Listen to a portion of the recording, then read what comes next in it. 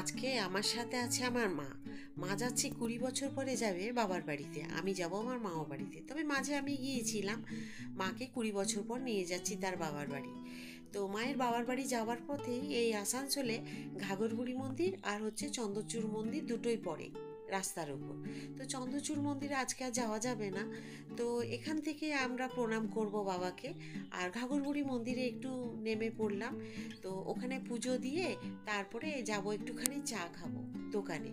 তো মাকে বসিয়ে তারপর চা নেব। তো যে দোকানে চা খাবো আমরা যাব, সেই দোকানে অবশ্যই একবার এসে চা খাবেন। কারণ চা এত সুন্দর যে পোড়া ভাঁড়ের যে পোড়া মাটি পোড়া দুধের যে গন্ধ, 1 কাপ 2 কাপে আপনার মন ভরবে না, অন্তত 5-7 কাপ অনায়াসে খেয়ে নিতে পারবেন। 10 টাকা 20 টাকা 30 টাকা করে ভাঁড়, এর থেকেও হয়তো বড় ভাঁড় আছে জানি না আমি। তো মাকে বসিয়ে দিলাম, দিয়ে এখন একটু বিস্কুট আর চা খেয়ে নেব। তো মাকে না বসিয়ে তো হবে না, ওই জন্য তো চা দিয়ে দিলাম, চা খাচ্ছি। আর দেখুন দূর থেকে আপনাদের দেখাচ্ছি ওইখানে ঘাগরবুড়ি মন্দির। কারণ মন্দিরের ভেতরে তো ফটো তোলা নিষেধ, ছবি তোলা যাবে না, যার কারণে আমরা মন্দিরের ফটো তুলতে পারিনি। আর মাকে নিয়ে বেশি ঘোরাও যাচ্ছে না, মা হয়তো যদি পড়ে টরে যায় সেই কারণে। আর রোদের তাপ দেখেছেন, প্রচণ্ড রোদের তাপ। তো মা একটু খুশিতেই আছে। আমার ছেলে এগিয়ে আসছে গাড়িটা নিয়ে, যাতে দিদাকে বেশি আর হাঁটতে না হয়।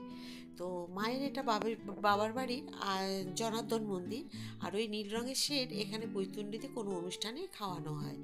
আর দুর্গাপূজাতে ওখানে বসিয়ে সবাই পৈতুণ্ডীদের খাওয়ানো হয়। মন্দিরটা আগে ছোট ছিল, এখন অনেকটাই বড় হয়ে গেছে, দেখুন খুব সুন্দর। আর এই যে মামা বাড়ি ছেড়ে চলে যাচ্ছি, মায়ের সব পুরোনো দিনের স্মৃতির কথা মনে পড়ছে আর বলছে আমাকে। আমার দাদু ছিলেন স্কুল মাস্টার। মা বলছে এই স্কুলে পড়েছি, এই স্কুলে আমরা এখানে বড় হয়েছি, কীর্তন হচ্ছে, আর সত্যি আজকে হরিবোল হচ্ছে। আমারও ছোটোবেলার কত স্মৃতি মনে পড়ছে। এটা তো সকলেরই মনে পড়বে, সবার মামা বাড়ির ছোটবেলার স্মৃতির কথা মনে পড়বে। কই কই কই এইদিকে আয়ুষি আয়ুষি, জল আছে মাপ দিতে হবে। দাদা কুকুরলি জলে যাবে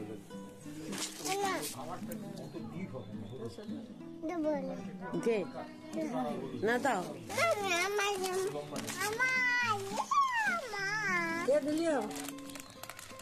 কিনলি ভাই, কে কিনলো? দোকানে কিনলি, কিনে দিল, ঠাম্মা কিনে দিল। ওই দিকে যেতে বলছি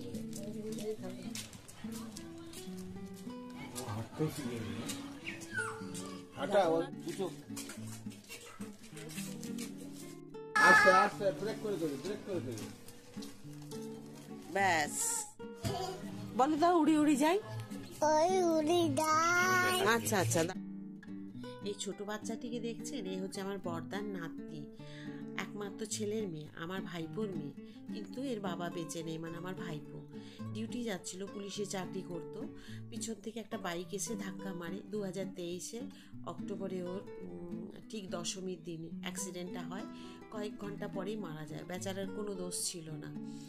তো যাই হোক, বাচ্চাটিকে আমি প্রায় 1 বছর পরে দেখলাম। 9 মাস বয়সে যখন ওর বাবা মারা যায় তখন একবার দেখা, মাঝে একবার গিয়ে দেখে এসেছিলাম। যেই শুনেছি ও মামা বাড়ি থেকে এসেছে আমাদের বাড়িতে, আমরা আর কেউ থাকতে পারিনি, চলে গেছি ওকে ছুটে দেখতে। তো যাই হোক, দুদিন খুব আনন্দ করলাম, ওর সাথে টাইম কাটালাম। ছেড়ে আসতে মন চাইছিল না, কিন্তু বাড়ি তো ফিরতেই হবে, এটাই তো প্রকৃতির নিয়ম, আমাদের যে যার বাড়ি ফেরা। তো ভীষণ মন কেড়েছে। আমার ছেলেকে তো সমানে মানে বারবার করে ওকে নাম ধরে ডাকে, ডেকে ডেকে ওর সাথে কথা বলে। এত ভালো, এত মানে মানে বাচ্চা মন নিতে পারে, আপনাদেরকে ঠিক ভাষায় প্রকাশ করতে পারবো না আমি। খুব কষ্ট লাগছিল ওকে ছেড়ে আসতে।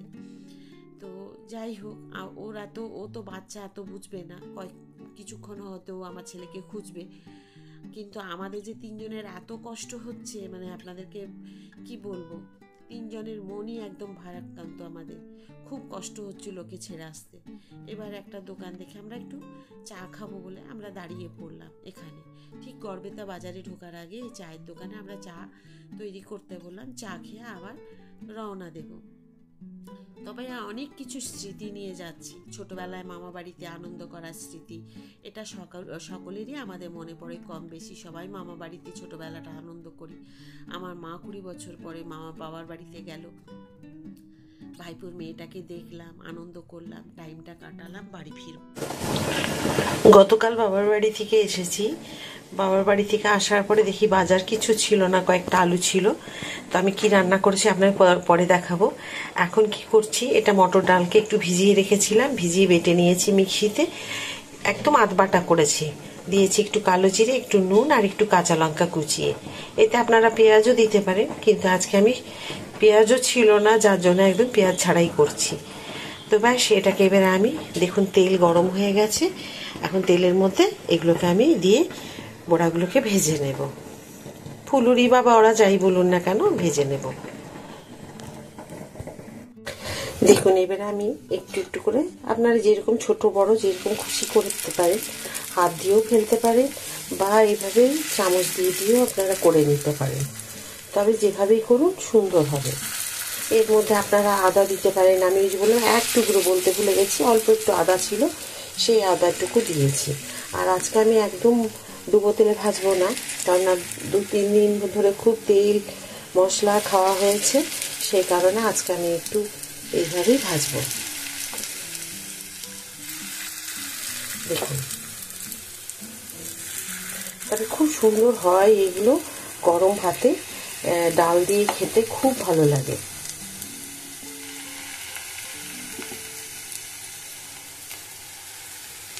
ব্যাস এতগুলোই থাক, দিয়ে আমি একটু তেলটা এভাবে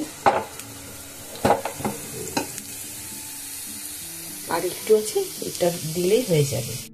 দেখুন আপনারা তো দেখলেন, এইমাত্র আমি মটর ডালের বড়া তৈরি করলাম। আর এখানে করেছি বড়ি আলু পোস্ত, এখানে করেছি সয়াবিন আলুর তরকারি, রসুন পেঁয়াজ ছাড়াই।